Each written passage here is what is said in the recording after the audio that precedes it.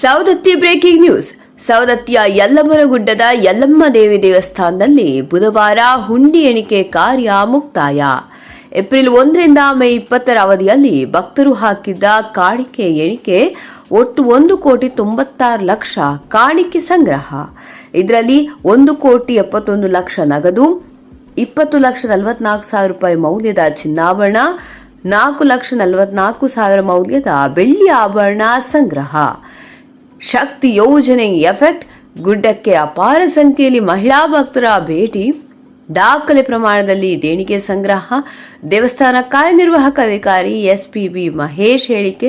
ಪ್ರತಿ ವರ್ಷ ಈ ಅವಧಿ ಎಣಿಕೆ ನಡೆದಾಗ 1 ಕೋಟಿಯಿಂದ 1.5 ಕೋಟಿ ಸಂಗ್ರಹವಾಗ್ತಿತ್ತು.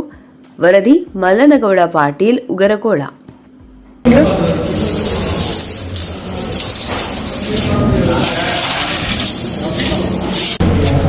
ನಮ್ಮನೆದು ಕೊಡೋದಲ್ರಿ.